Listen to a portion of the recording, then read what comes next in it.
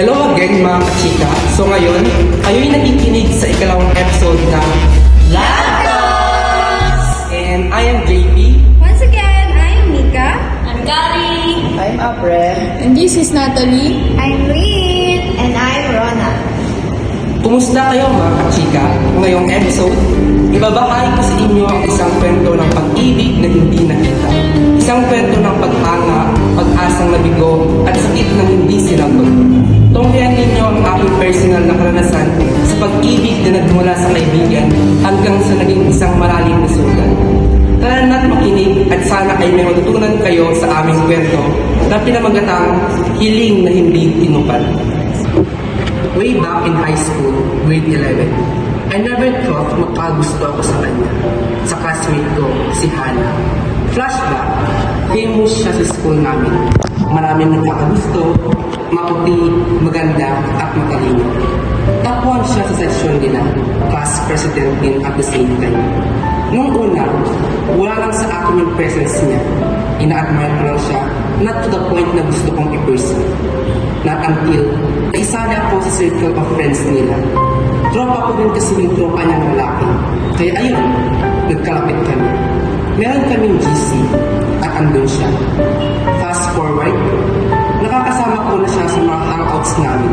Pag nagre-review, uwian, and etc. Then one time, something hit me. Parang ma-fall na ako. Hindi ko alam kung paano. Pero sa tingin ko, nagsimula nung sinship kami ng CF namin sa isa't isa. Magka-partner kasi kami sa sayaw noon and every practice namin, nanonood sila sa my pictures tapos i-send sa GC namin. Merong time noon na nakwento ko sa tropa namin na feeling ko, crush ko na siya. Tapos itong skill kong tropa, tinawag siya para kuhanan kami ng pictures bago mag-uwihan. Shockingly, kinagabihan nag-PM siya sa akin. Yes, siya ang nag-first note. Then boom, bungad ng chat niya, ikaw ka, crush mo pala ako. Alam na niya na crush ko na siya. Days passed by. I started messaging her na rin privately, asking kung kumain na ba siya, how's Friday, and etc. Siyempre, I grabbed the chance. Minsan lang mangyari to. Para akong nakasungkit ng rare goldfish sa kanan.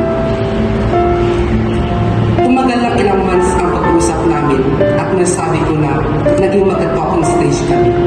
Pero ang masakla, unti-unti nagbabago ang tono ng usapan namin. Call, short replies, parang napipilitan na siya. At first, I didn't understand why. Baka pagod lang siya o may pinagdaraanan, kaya himayan ko naman. Pero di nagtagal nang okay ulit flow ng usapan namin. Fast forward ulit, grade 12. Sadly, hindi na kami magkaklase ni Hannah. Pinaghiwa-hiwalay ng pictures namin kami mag-COF. Update sa amin ni Hannah, walang improvement. Nasa talking stage pa rin kami. Same cycle. Ang masakit, after ilang months, may nalaman ako na galing din sa COF namin na may nagustuhan siyang iba. Si Jael. Section namin. Yes, you heard it right. Nang malaman ko siya, sabi ko sa sarili ko, ang swerte naman niya. Ano ba naman laban ko doon? Matalay din yun eh. May tsura, matangkad. Tapos ako, ito lang. Matagal na pala niyang ina-admire si Jael, pero kailan lang nung nalaman ko. Kaya pala call, late, and short replies siya palagi. Ang dami kong tanong sa sarili ko, bakit hindi niya sinabi sa akin? Bakit kailangan sa iba ko pa malaman? May feelings din naman ako ah. Siya yung pinakamatagal kong naging crush. Kaya matagal din akong hindi nakamove on. Ako lang ba yung nag-expect na magkaka-progress din kami? Ako lang ba yung may gusto? Ako lang ba yung nag-expect? Ako lang ba yung pumiling kumapit? Maybe, she was just a lesson for me, and I'm just a trial for her. Ginawa niya akong waiting shed habang hinintay niyang mapansin siya ni Jael. After all, I stopped messaging her.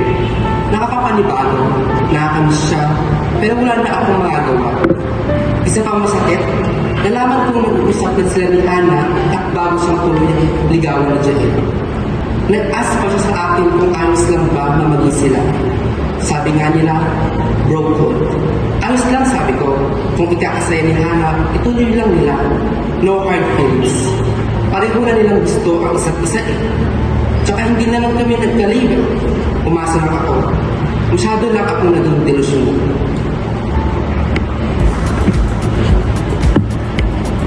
Grabe naman pala yung kwento na Parang may part din na kasalanan ng lalaki.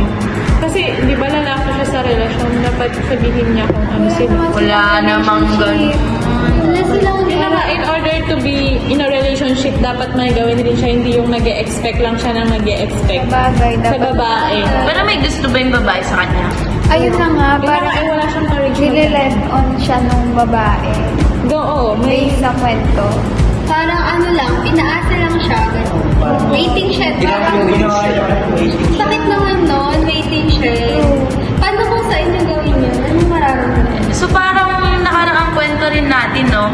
Parang hintayan lang, hintayan game. Sila, hindi actually dito hindi sila naghihintayan. Doon sa kabila, naghihintayan sila. Dito, wala talagang balak yung babae, pero yung lalaki yung umaasa. Oo. Which is masakit. Diba, Abrem? Ikaw, na-experience mo na ba ito? Naging waiting shed ko. Hindi. Ako kasi yung gumagawa ng mga waiting shed sa kanila. What? Bakit mo ginagawa So, naiintindihan mo yung perspective ng babae. Siguro, at some point,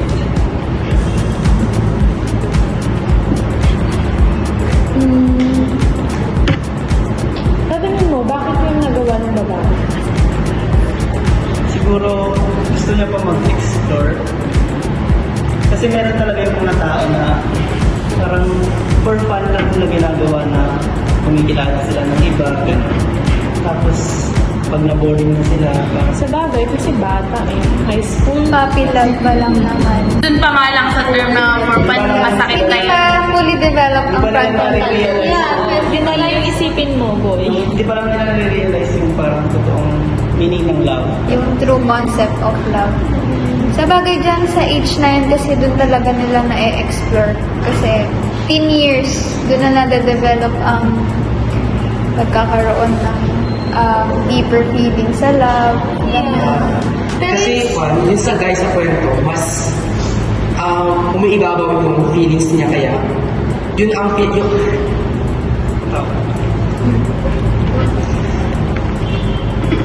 marinig naman natin sa kwento na yung guy is siya talaga yung may kasalanan. Kasi pinaghawakan yung feelings niya kaya siya nasaktan. Paano naging kasalanan niya? Kasi umaasa siya eh, yun yung feelings niya. Sa babae. Isang perspective din yun. Sa akin naman, feeling ko, walang may kasalanan sa kanilang dalawa. Why? Hindi naman nila ginusto yung mangyari. Siguro yung babae, sila nga, yung babae, parang napilitan lang siyang makipag-socialize back sa lalaki kasi nga, naging part siya ng circle, di ba? So, it's casual, normal, inaasat sila, ganun. So, parang na-attach lang siya sa situation, pero deep inside, hindi naman niya talaga gusto yung lalaki. And yung lalaki naman, hindi niya rin naman pinilit yung sarili niyang magustuhan yung babae ng ganun na deep. So, wala siyang kasalanan doon kasi it's natural eh. Natural sa kanila yon. Feeling ko, feeling mo? Wala. Feeling mo? Feeling ko, wala silang kasalanan kasi it's beyond their control. Sino ang may kasalanan? Pero di ba, parang dun sa kwento eh, parang ang ano lang din, parang ang pure nung lalaki Oo. sa idea na hinayaan niya na lang. Yeah. Hindi niya na pinilit. Hindi niya na pinagsiksikan yung sarili niya. Which is very, parang nire-represent yung pagiging gentleman ng mga Pilipino. O pagangnam style. Diba? Tsaka ano rin, parang, yun na nga, at their age, talagang mai-experience nila yung mga ganyan bagay. Yes. Saka lahat naman tayo tungkol sa ganyan. Tsaka, syempre, sobrang young pa nila.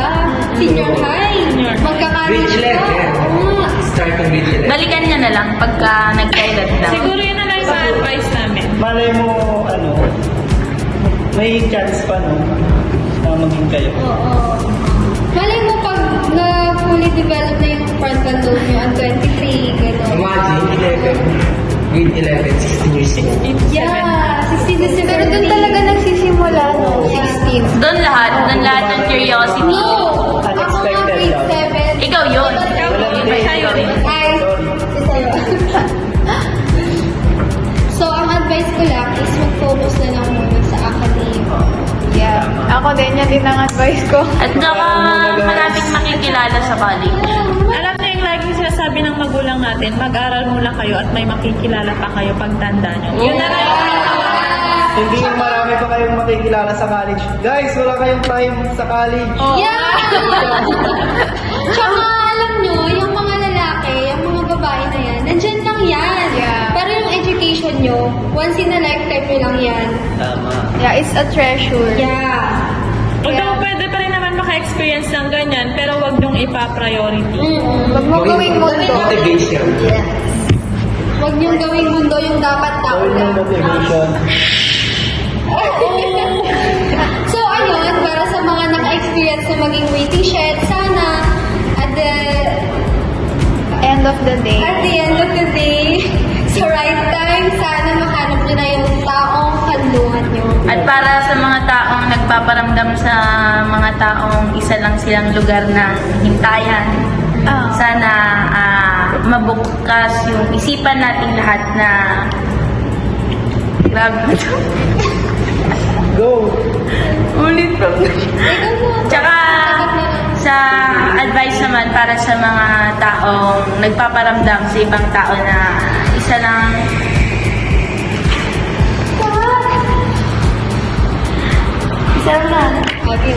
at para sa mga tao naman na nagpaparamdam na isa lang silang hintayan o isa lang silang magpalipas oras, sana magising kayo sa katotohanan na gawin natin, ituring natin bilang isang taong may nararamdaman lahat ng taong nakikilala natin at dumadaan sa buhay natin. Tama, guys. Alam ko pa, ikot na Very good advice. Ikaw na. Ano masasabi mo dyan? Masasabi mo yan, ang dami mong bulong-bulong-bulong. Diba? Yun nga guys, parang huwag niyong gawing laruan ang nararamdaman ng iba kasi Parang ang ganda na na. Going from a breath. Parang talking from experience parang wala na. Sige nga, huwag niyong gawing laruan ang nararamdaman ng iba kasi masakit umasa. Lalo yung sa part na naghihintay ka pero Wala ka na pala. hindi ka sigurado kung may hinihintay ka ba o wala. So, ang advice ko sa mga bataan dyan, huwag kayong pasok o magpapakita ng motibo kung di naman kayo sigurado. At saka huwag kayong nagpapapasok kung hindi kayo sigurado. Yeah. Guard your heart. Yeah. Protect it at all costs. So ayan, dyan nagkatapos ang ating ikalawang Episode na. We are collecting entries for love stories or romance for our podcast. If you want to share, I'll leave the link below. Don't worry, your identity is protected. Walang data na makakollect, pang story nyo lamang. And your names won't be mentioned sa podcast unless with your consent. Thank you in advance sa mga mag-e-entry.